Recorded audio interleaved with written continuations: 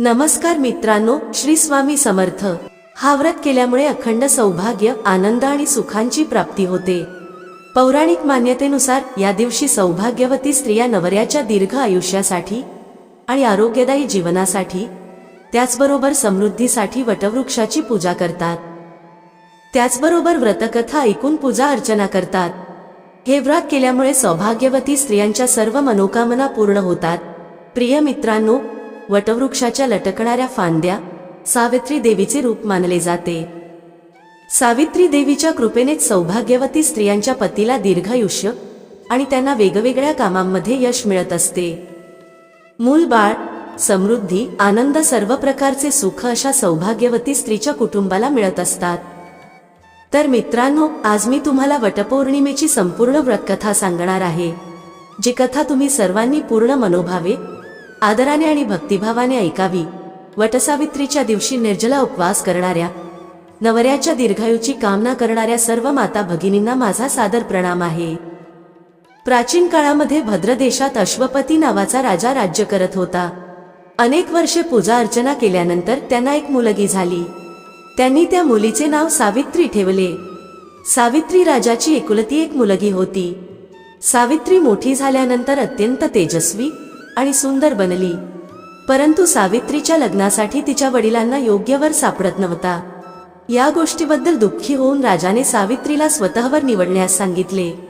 आता एके दिवशी तपोवनामध्ये भटकत असताना सावित्रीची भेट सालव देशाचा राजा धुमसेनचा मुलगा सत्यवान याच्याशी झाली। प्रिय भक्तांनो, राजा धुमसेन त्यांचा पुत्र सत्यवान याच्यासोबत वनामध्येच राहायचे, कारण त्यांचे राज्य शत्रूंनी हिरावून घेतले होते। ते दोघेही त्या निर्जन वनामध्ये गरिबासारखे जीवन जगत होते। जेव्हा सावित्रीने सत्यवानला पाहिले, तेव्हा तिने त्याला पतीच्या रूपामध्ये वर्णित केले। जेव्हा नारद मुनींना याबाबत समजले, तेव्हा ते सावित्रीचे वडील राजा अश्वपती यांच्या जवळ गेले आणि म्हणाले, हे राजन, हे तुम्ही काय करत आहात? आम्ही मान्य करतो की सत्यवान सद्गुणी आहेत, नीतिवान आहेत, बलवान आहेत, परंतु त्यांचे आयुष्य खूप लहान आहे। सत्यवान हे अल्पायू आहेत, फक्त एका वर्षानंतर त्यांचा मृत्यू होणार आहे। नारद मुनी सावित्रीला इशारा करत म्हणाले, पोरी, तू ज्या राजपुत्राला तुझ्या नवऱ्याच्या रूपात निवडले आहेस, तो खरंच खूप छान आहे, परंतु सत्यवान हा अल्पायू आहे, त्यामुळे तू तुझ्या निर्णयाबद्दल पुन्हा एकदा विचार करावा, असे माझे मत आहे। परंतु सावित्री तिच्या निर्णयावर ठाम राहिली। ती म्हणाली, नाही, मी लग्न करेन तर ते फक्त सत्यवान सोबतच। अखेर सावित्रीचा विवाह सत्यवान सोबत झाला। विवाहानंतर सावित्री राजेशाही सुख सोडून जंगलात गेली आणि जंगलामध्ये जाऊन ती तिच्या नवऱ्याची आणि नवऱ्याच्या कुटुंबाची सेवा करू लागली। सावित्री तिच्या सासू सासऱ्यांची सेवा खूपच मनापासून करायची, परंतु हळूहळू सत्यवानाच्या मृत्यूची वेळ जवळ येत होती आणि याच चिंतेमध्ये सावित्री अधीर होऊ लागली होती। सावित्रीने तिच्या पतीच्या दीर्घायुष्यासाठी प्रार्थना करण्यास, पूजा करण्यास प्रारंभ केला। त्याचबरोबर नारद मुनींनी सांगितलेल्या निश्चित तारखेला सावित्रीने पितरांचे पूजन सुद्धा केले। ज्या दिवशी सत्यवानचा मृत्यू होणार होता, त्याच दिवशी सत्यवान लाकडे तोडण्यासाठी जंगलात गेला। सावित्री सुद्धा त्याच्या मागे मागे जंगलाच्या दिशेने निघाली। जंगलामध्ये गेल्यानंतर सत्यवानच्या पोटामध्ये दुखू लागले आणि तो बेशुद्ध होऊन जमिनीवर पडला। सावित्रीने सत्यवानचे डोके तिच्या मांडीवर ठेवले। इतक्यातच तिथे यमराज प्रकट झाले। सावित्रीने पूर्ण आत्मविश्वासाने यमराज यांना सत्यवानचे प्राण न घेऊन जाण्याची विनंती केली, परंतु यमराजाने सावित्रीचं काहीच ऐकले नाही। परंतु सावित्री सुद्धा तिच्या बोलण्यावर ठाम राहिली आणि ती यमराजांच्या मागे मागे विनंती करत चालू लागली। यमराजाने सावित्रीला समजावण्याचे खूप प्रयत्न केले की हे विधीचे विधान आहे, परंतु सावित्रीने त्यांचे काहीच ऐकले नाही। शेवटी सावित्रीची निष्ठा पाहून यमराज म्हणाले, हे देवी, तू धन्य आहेस। मी सत्यवानाचे प्राण तर परत करू शकत नाही, तू माझ्याकडून दुसरा कोणताही वरदान माग। हे ऐकल्यानंतर सावित्री यमराजांना म्हणाली, माझे सासू सासरे वनवासी आणि आंधळे आहेत, त्यांना तुम्ही दिव्य ज्योती प्रदान करा, त्यांना त्यांच्या डोळ्यांनी सर्व काही पाहू द्या। यमराजांनी सावित्रीला वरदान दिले व त्यानंतर त्यांनी तिला परत जाण्यास सांगितले। परंतु पतिव्रता सावित्री यमराजाच्या मागे मागे चालत राहिली. यमराज पुन्हा सावित्रीला परत जाण्यास म्हणाले, परंतु सावित्री म्हणाली, हे परमेश्वरा, मला माझ्या नवऱ्याच्या मागे मागे चालण्यात काहीच हरकत नाही. हे ऐकल्यानंतर यमदेवांनी सावित्रीला आणखी एक वर मागण्यास सांगितले. तेव्हा सावित्रीने तिच्या सासऱ्याचे राज्य परत मागितले. सावित्रीने पुन्हा वर मागितला, माझ्या सासऱ्याचे हरवलेले राज्य त्यांना परत मिळावे. यमराज तथास्तु म्हणाले व तिला परत जाण्यास म्हणाले. परंतु सावित्री तिच्या बोलण्यावर ठाम राहिली, ती परत गेली नाही. सावित्रीची पतीप्रती भक्ती पाहून यमराज विरघळले. त्यांना सावित्रीवर खूपच दया आली आणि त्यांनी सावित्रीला आणखी एक वर मागण्यास सांगितले. तेव्हा सावित्रीने वर मागितले, मला सत्यवानच्या 100 पुत्रांची आई व्हायचं आहे. कृपया तुम्ही मला हे वरदान द्या. सावित्रीचे हे शेवटचे वर तथास्तु म्हणत यमराज यांनी सत्यवानच्या आत्म्याला त्यांच्याजवळून मुक्त केले व त्यानंतर ते अदृश्य झाले. जिथे सत्यवानचे शरीर पडलेले होते तिथे येऊन सावित्रीने पाहिले की सत्यवानच्या मृत शरीरामध्ये पुन्हा आत्मा आला आहे आणि काहीच वेळात सत्यवान शुद्धीत आला. इकडे सत्यवानच्या आई वडिलांचे डोळे सुद्धा बरे झाले होते आणि त्यांना त्यांचे राज्य सुद्धा मिळाले. सत्यवान जिवंत झाल्यानंतर दोघेही आनंदाने त्यांच्या राज्यात परतले. अशा प्रकारे सावित्री आणि सत्यवान दोघेही दीर्घकाळापर्यंत राजेशाही सुख भोगत राहिले. बोला उमापती भगवान भोलेनाथांचा विजय असो. जय हो माता पार्वती.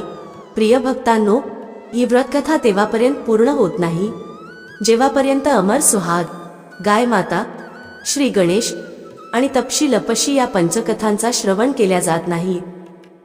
तर चला आता आपण ऐकूया अमर सुहागाची कथा. ही कथा ऐकल्यामुळे अखंड सौभाग्याची प्राप्ती होते आणि व्रत पूर्ण झाले असे मानले जाते. चंपापुरी नगरामध्ये एक ब्राह्मण आणि ब्राह्मणी राहत होते. त्यांना 5 मुली होत्या. 5ही मुली विधी विधानाने देवाधिदेव महादेव आणि माता पार्वतीचे यथायोग्य पूजन करून अमर विवाहाची कथा ऐकायच्या. पूजेच्या वेळी 4 मुली दिवा लावायच्या. तेव्हा तो दिवा पूजा पूर्ण होईपर्यंत जळत राहायचा. परंतु 5व्या मुलीचा दिवा कथा पूर्ण होण्याआधीच संपायचा आणि हा सर्व प्रकार पाहून 5व्या मुलीला काळजी सतावू लागली. सर्व बहिणींचा दिवा जळत असतो, परंतु माझा दिवा का विझतो? एके दिवशी 5व्या मुलीने घरी जाऊन आईला सर्व प्रकार सांगितला. तेव्हा आई म्हणाली, मुली, यामध्ये काळजी करण्याची काहीच गोष्ट नाही. उद्यापासून तू दिव्यामध्ये जास्त प्रमाणात तूप टाक. मुलगी तसेच करू लागली. काही दिवसानंतर ब्राह्मणाने 5ही मुलींचे लग्न केले. 4ही मुलींच्या घरामध्ये अन्नधान्याचे भांडार भरलेले होते. परंतु 5व्या मुलीची आर्थिक स्थिती कमजोर होती. ती गरीब होती. 5व्या मुलीचा नवरा जंगलातून लाकडे तोडून घेऊन येत असे. गरीब परिस्थिती असूनही 5वी मुलगी खूपच संतुष्ट आणि हुशार होती. ती कधीच कोणाकडे कोणत्याही गोष्टीची तक्रार करत नसे. विवाहानंतर सुद्धा ती महादेव आणि माता पार्वतीचे पूजन करायची. एके दिवशी 5व्या मुलीचा नवरा कमी लाकडे घेऊन आला. तेव्हा तिने विचारलं, काय झालं? आज तुम्ही लाकडं कमी आणलीत? तेव्हा नवरा म्हणाला, अगं, आज मला बरं वाटत नाही. मला ताप आला आहे. दुसऱ्या दिवशी मुलगी नवऱ्याला म्हणाली, आज तुमची तब्येत बरी नाही, त्यामुळे आज मी सुद्धा तुमच्या सोबत जंगलात येईल. 5व्या मुलीने सासू सासऱ्यांची आज्ञा घेतली आणि ती नवऱ्यासोबत जंगलात जायला निघाली. जंगलामध्ये गेल्यानंतर नवऱ्याची तब्येत आणखीच खराब झाली आणि याच आजारपणात नवऱ्याचा मृत्यू झाला. 5वी मुलगी जंगलामध्ये एकटीच होती. तिच्या मदतीसाठी तिथे कोणीच नव्हता. पतीचं मस्तक मांडीवर ठेवून ती शोक करू लागली. रडतडत ती भगवान भोलेनाथ आणि माता पार्वती यांना पुकारू लागली, हे महादेव, हे माता पार्वती, मी नेहमी तुमची पूजा केली आहे. तुमच्या विना माझा कोणीच नाही. घरी जाऊन माझ्या म्हाताऱ्या सासू सासऱ्यांना मी काय सांगणार आहे? 5व्या मुलीचा विलाप आणि खरी भक्ती पाहून माता पार्वती भगवान भोलेनाथांना म्हणाली, हे प्राणनाथ, या निर्जन अरण्यात आपल्याला कोण बोलावत आहे? आपल्याला त्याचे रक्षण करायला हवे. अशा प्रकारे माता पार्वती आणि भगवान भोलेनाथ त्या 5व्या मुलीजवळ जातात. तिथे गेल्यानंतर माता पार्वती विचारते, पोरी, काय झालं आहे? तू रडत का आहेस? तेव्हा त्या 5व्या मुलीने सर्व हकीकत माता पार्वतीला सांगितली. व त्यानंतर तिने महादेव आणि माता पार्वतीचे चरण पकडले आणि विनंती करू लागली. पाचव्या मुलीच्या पूजेने भक्तीने प्रसन्न होऊन भगवान शिव आणि माता पार्वतीने तिच्या नवऱ्याला जीवनदान दिले आणि आशीर्वाद दिले की जी पण सौभाग्यवती स्त्री श्रद्धा आणि भक्तीने शिवपार्वतीची पूजा करेल, अमर सुहागाची कथा ऐकेल, ती अखंड सौभाग्यवती राहील. तिच्या घरामध्ये अन्नधान्याचे भांडार भरतील, सुख संपत्तीची तिला कोणत्याही प्रकारे कमतरता राहणार नाही. तर मित्रांनो, कमेंटमध्ये जय जय जय महादेव टाईप करायला आणि मनातल्या मनात स्मरण करायला विसरू नका. जय माता पार्वती. प्रिय मित्रांनो, आता ऐकूया गाय मातेची कथा. एकदा देवर्षी नारद मुनी वैकुंठ धामात गेले होते. तेव्हा तिथे जाऊन त्यांनी भगवान श्रीहरी विष्णू यांना नमस्कार केला. नारदजी भगवान श्रीहरी विष्णूंना म्हणाले, प्रभू, पृथ्वीवर आता तुमचा प्रभाव कमी होत आहे. धर्माच्या मार्गावर चालणाऱ्यांना चांगले फळ मिळत नाही. जे लोक पाप करत आहेत ते आनंदी आहेत. तेव्हा भगवान श्रीहरी विष्णू म्हणाले, देवर्षी, असं काहीच नाही. जे काही होत आहे ते सर्व नियतीला मान्य आहे आणि नियतीनुसारच होत आहे. नारदजी म्हणाले, मी तर बघून आलो आहे, पापी लोकांना चांगले फळ मिळत आहे आणि सत्यमार्गावर धर्माच्या मार्गावर चालणाऱ्यांना वाईट फळ मिळत आहे. तेव्हा भगवान श्रीहरी म्हणाले, ठीक आहे, तुम्ही मला अशी कोणती तरी एक घटना सांगा. तेव्हा नारद मुनी म्हणाले, हे प्रभू, आत्ताच मी एका जंगलातून येत होतो तेव्हा तिथे एक गाय दलदलीमध्ये अडकलेली होती. तिला वाचवणारा कोणीही नव्हता. तेवढ्यातच एक चोर तिथून जात होता. गायीला दळदळीमध्ये अडकलेले पाहून सुद्धा तो चोर तिला वाचवण्यासाठी थांबला नाही. इतकंच नाही तर चोर त्या गायीवर पाय ठेवून ती दलदल पार करून निघून गेला. पुढे गेल्यानंतर त्या चोराला सोन्याच्या मोहरांनी भरलेली एक पिशवी सापडली. प्रभू, काही वेळानंतर तिथून एक वृद्ध साधू जात होता. तेव्हा त्या साधू महाराजांनी त्या गायीला वाचवण्याचे प्रयत्न केले. त्यांच्या शरीरामध्ये जी काही ताकद होती, जी काही शक्ती होती, त्या शक्तीने त्यांनी गायीला वाचवण्याचे प्रयत्न केले आणि अखेर त्यांनी गायीला वाचवले. परंतु मी पाहिले की गायीला त्या दलदलीमधून बाहेर काढल्यानंतर ते साधू पुढे गेले. त्यानंतर ते एका खड्ड्यात पडले. प्रभू, आता तुम्हीच सांगा, हा कोणता न्याय आहे? नारदजींचे बोलणे ऐकल्यानंतर श्रीहरी म्हणाले, नारदजी, हे अगदी योग्य झाले आहे. जो चोर गायीवर पाय ठेवून पळून गेला त्याच्या नशिबात तर खूप मोठा खजिना होता, परंतु त्याच्या एका पापामुळे त्याला फक्त काही मोहराच मिळाल्या आणि त्या साधूला खड्ड्यात यासाठी पडावे लागले कारण त्याच्या नशिबामध्ये मृत्यू लिहिलेला होता. परंतु गायीला वाचवल्यामुळे त्याच्या पुण्यांमध्ये वाढ झाली आणि त्याचे मृत्यू एका साधारण अशा दुखापतीत बदलले. माणसाच्या कर्माने त्यांचे भाग्य निश्चित केले जाते. तर हे देवर्षी, मनुष्याने कर्म करत राहिले पाहिजे, कारण कर्मामुळेच नशीब बदलता येते. तर एकदा प्रेमपूर्वक म्हणा, ओम नमो भगवते वासुदेवाय नमः. प्रिय भक्तांनो, आता तुम्ही त्या कथेला ऐका, ज्या कथेनुसार भगवान श्री गणेशांना विवाहामध्ये सर्वप्रथम निमंत्रण दिले जाते. एका वेळेची गोष्ट आहे. भगवान श्रीहरी विष्णू यांचा विवाह लक्ष्मी मातेसोबत ठरलं. विवाहाची तयारी सुरू झाली. सर्व देवांना आमंत्रणे पाठवली गेली, परंतु श्री गणेश यांना आमंत्रण दिले नाही. कारण जे काही असेल, परंतु त्यांना आमंत्रण दिले नव्हते. आता भगवान श्रीहरी विष्णू यांची वरात जाण्याची वेळ झाली होती. सर्व देवता त्यांच्या त्यांच्या पत्नीसह लग्न समारंभाला पोहोचले. त्या सर्वांनी पाहिले की श्री गणेश कुठेही दिसत नाहीत. तेव्हा ते सर्वजण आपापसात चर्चा करू लागले की श्री गणेश यांना आमंत्रण दिले नाही का, किंवा स्वतः श्री गणेश आले नाहीत. सर्वांनाच याबाबतीत आश्चर्य वाटू लागलं. तेव्हा सर्वांनी विचार केला की भगवान श्रीहरी विष्णू यांनाच याबाबतीत विचारायला हवे. भगवान श्रीहरी विष्णू यांना विचारल्यानंतर त्यांनी सांगितले, आम्ही श्री गणेश यांचे वडील महादेव यांना आमंत्रण दिले आहे. जर श्री गणेश यांना त्यांच्या वडिलांसोबत यायचं असतं तर ते आले असते. त्यांना वेगळे आमंत्रण देण्याची काहीच गरज नाही. दुसरी गोष्ट ही की त्यांना 1.25 मन मूग, 1.25 मन तांदूळ, 1.25 मन तूप आणि 1.25 मन लाडूचे भोजन दिवसभरात लागते. जर श्री गणेश आले नाहीत तर काहीच हरकत नाही. दुसऱ्यांच्या घरी इतके भोजन करणे चांगलं दिसत नाही. भगवान श्रीहरी विष्णू हे बोलत होते तेव्हा एकाने सुचवले की जर श्री गणेश आले तर त्यांना आपण घराचा द्वारपाल बनवू. त्यांना आपण सांगू तुम्ही उंदरावर बसून हळूहळू याल, तेव्हा तुम्ही वरातीच्या खूपच मागे राहाल. ही कल्पना सुद्धा भगवान श्रीहरी विष्णू यांना खूपच आवडते. भगवान श्रीहरी विष्णू यांनी सुद्धा संमती दर्शवली. इतक्यातच श्री गणेश तिथे पोहोचले. त्यानंतर त्यांना समजावून घर सांभाळण्यासाठी ठेवले व त्यानंतर वरात निघाली. नारदजींनी पाहिले की श्री गणेश हे घराच्या दरवाजावर बसले आहेत. तेव्हा ते श्री गणेशाजवळ गेले आणि त्यांना थांबण्याचे कारण विचारले. श्री गणेश म्हणाले, भगवान श्रीहरी विष्णू यांनी माझा खूप अपमान केला आहे. नारद मुनी म्हणाले, तुम्ही तुमच्या मुस्कसेनेला पुढे पाठवा. मुस्कसेना वरातीचा मार्ग खोदतील, ज्यामुळे वरातीतील सर्व वाहने धरतीमध्ये जातील व त्यानंतर तुम्हाला सन्मानाने बोलवावे लागेल. आता श्री गणेशांनी त्यांची मुसक सेना लगेचच पाठवली आणि सेनेने जमीन खोदली. जेव्हा लग्नाची वरात तिथून चालली तेव्हा रथाचे चाक जमिनीमध्ये अडकले. खूप प्रयत्न केले परंतु रथाचे चाक बाहेर निघू शकले नाही.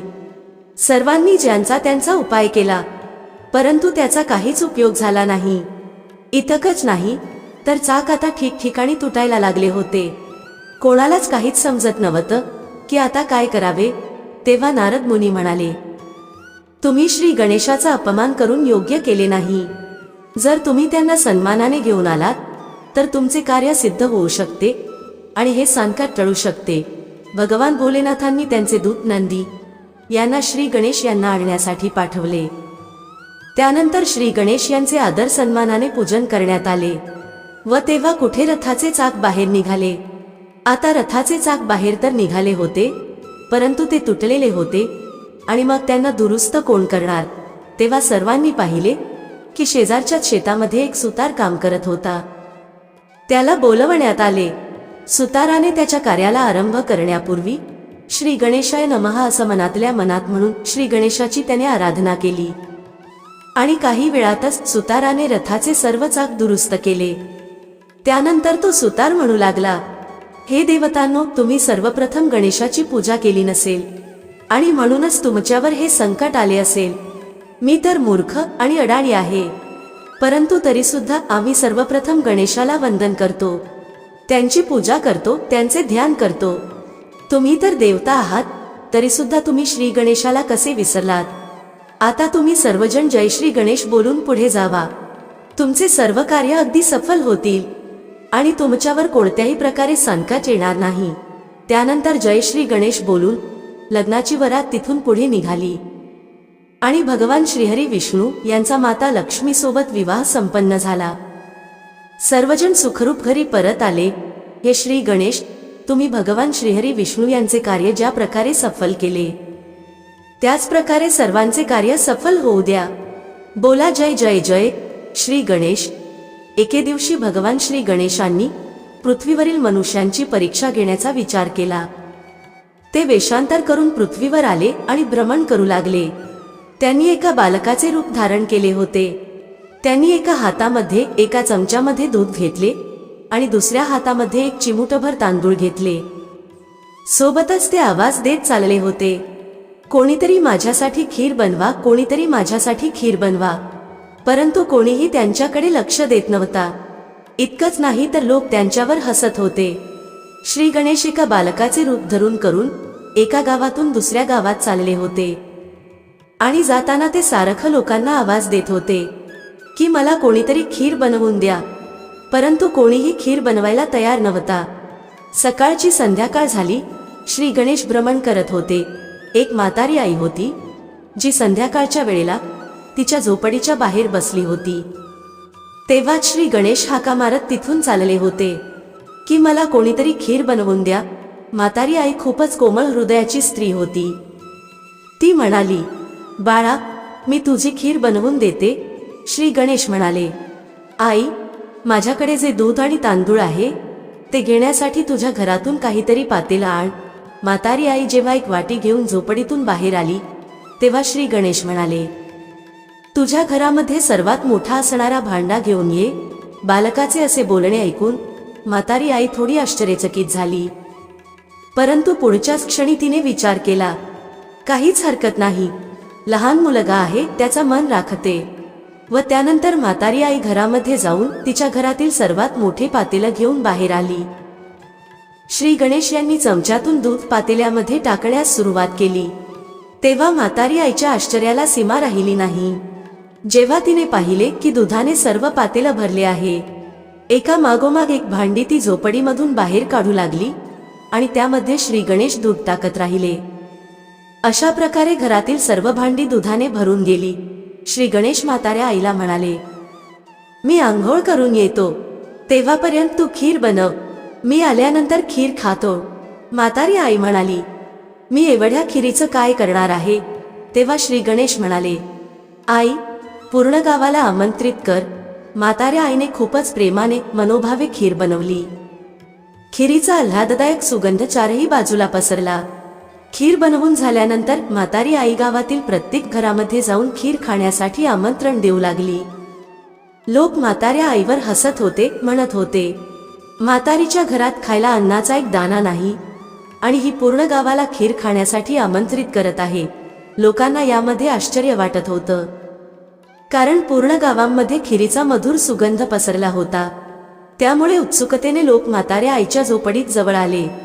पूर्ण गाव म्हाताऱ्या आईच्या झोपडीजवळ एकत्रित झाला. जेव्हा म्हाताऱ्या आईच्या सुनेला गावजेवणाबद्दल समजले, तेव्हा ती सर्वांच्या आधी तिथे पोहोचली. म्हाताऱ्या आईची सून तिच्यापासून वेगळी राहत होती. सुनबाईने खिरीने भरलेले पातेले जेव्हा पाहिले, तेव्हा तिच्या तोंडाला पाणी सुटलं. तिला प्रचंड प्रमाणात भूक लागली.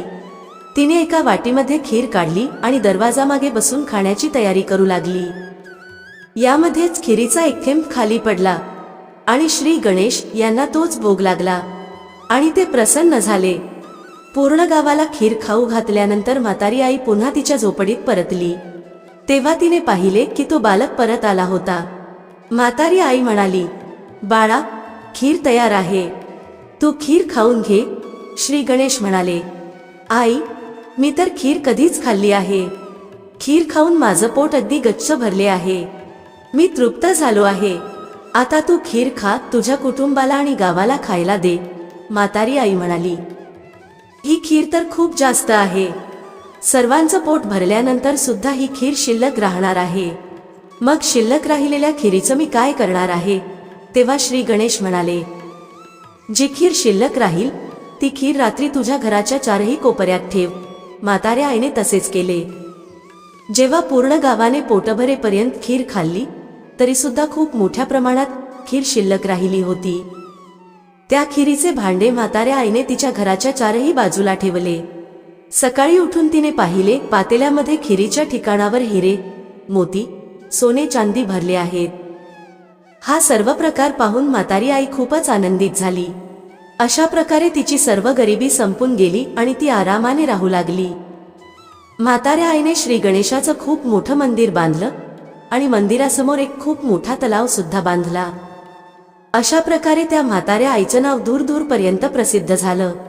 म्हाताऱ्या आईने वड, पिंपळ या प्रकारची झाडे सुद्धा लावली आणि नित्य नेमाने ती त्यांची सेवा करू लागली. प्रिय मित्रांनो, त्या ठिकाणी दरवर्षी जत्रा भरू लागली. श्री गणेशाचे कृपा आशीर्वाद प्राप्त करण्यासाठी, त्या ठिकाणी पूजा करण्यासाठी आणि लोकांच्या मनातील इच्छा पूर्ण करण्यासाठी लोक तिथे मोठ्या प्रमाणात गर्दी करू लागले. भगवान श्री गणेश सर्व भक्तांची मनोकामना पूर्ण करू लागले. प्रिय मित्रांनो, या शुभ कथेच्या माध्यमातून मी आज तुम्हाला ही शुभकामना देत आहे की ज्या प्रकारे भगवान श्री गणेशांनी म्हाताऱ्या आईवर कृपा केली आहे, तशीच कृपा श्री गणेशांनी आपल्या सर्वांवर करावी. बोला गणपती बाप्पा मोरया, मंगलमूर्ती मोरया. प्रिय मित्रांनो, आता ऐकूया कथेला संपूर्ण करणारी तापसी लपसीची कथा. एक होता तपसी आणि एक होता लपसी. तपसी तर देवाची तपश्चर्या करायचा आणि लापसी सव्वा शेराची लापशी बनवून त्याचा भोग लावून प्रसाद ग्रहण करायचा. एके दिवशी दोघेही कोणत्या तरी गोष्टीवरून भांडू लागले. तेव्हा नारदजी तिथून चालले होते. दोघांनाही भांडत असताना पाहून त्यांना विचारले, तुम्ही का भांडत आहात? तपसीने स्वतः मोठे असण्याचे कारण सांगितले आणि लपसीने त्याचे कारण सांगितले. नारदजी म्हणाले, तुमचा न्याय मी करेल. दुसऱ्या दिवशी तपसी आणि लपसी आंघोळ करून त्यांची रोजची भक्ती करण्यासाठी आले. तेव्हा नारद मुनींनी हळूच 1.25 कोटी किमतीची एक अंगठी दोघांच्या समोर ठेवली. तपसीचे लक्ष जेव्हा त्या अंगठीकडे गेलं तेव्हा त्याने गुपचूप ती अंगठी त्याच्याजवळ ठेवली. लपसीचे लक्ष अंगठीवर गेले, परंतु त्याने दुर्लक्ष केले. देवाला भोग चढवून तो लापसी खाऊ लागला. त्यानंतर नारदजी त्या दोघांच्या समोर आले. तेव्हा दोघांनीही विचारले, आम्हा दोघांमध्ये मोठा कोण आहे? तेव्हा नारद मुनी तपसीला उभे राहण्यास म्हणतात. जेव्हा तो उभा राहतो तेव्हा त्याच्या जवळील अंगठी खाली पडते. नारदजी तपसीला म्हणाले, तपश्चर्या करूनही तुझी चोरी करण्याची सवय सुटली नाही आणि म्हणूनच लपसी मोठा आहे आणि म्हणूनच तुला तुझ्या तपश्चर्येचे कोणतेही प्रतिफळ मिळणार नाही. तपसी लाजिरवाणा होऊन माफी मागू लागला. त्याने नारदजींना विचारले, मग मला माझ्या तपश्चर्येचे फळ कसे मिळेल? नारदजी म्हणाले, जर कोणी गायीसाठी आणि कुत्र्यासाठी भाकरी बनवली नाही तर त्याचा फळ तुला मिळेल. जर कोणी ब्राह्मणाला अन्नदान न करून दक्षिणा दिली नाही तर फळ तुला मिळेल. जर कोणी साडीसोबत ब्लाऊज आणि पैसे दिले नाहीत तर फळ तुला मिळेल. जर कोणीही दिव्यासोबत दिवा लावला तर फळ तुला मिळेल. जर कोणीही पूर्ण व्रतकथा ऐकली आणि परंतु तुझी कथा ऐकली नाही तर फळ तुला मिळेल. त्या दिवसापासून प्रत्येक कथेसोबत तपशीलपसीची कथा सुद्धा ऐकली आणि म्हटली जाते, हे परमेश्वरा, तुम्ही तुमच्या सर्व भक्तांचे कल्याण करा. त्यांच्यावर तुमची कृपादृष्टी कृपा आशीर्वाद सदा सर्वदा टिकवून ठेवा. तुम्ही कथा पूर्ण ऐकली असेल तर कमेंटमध्ये नक्की सांगा. आशा आहे तुम्हाला कथा आवडली असेल. व्हिडिओ आवडला असेल तर लाईक करायला विसरू नका. भेटूया पुढच्या अशाच एका माहितीपूर्वक व्हिडिओमध्ये एका नवीन चर्चेसह. तुम्हा सर्वांचे मनःपूर्वक आभार. श्री स्वामी समर्थ. जय श्री राम, जय श्री हनुमान, जय श्री कृष्ण, जय माता लक्ष्मी.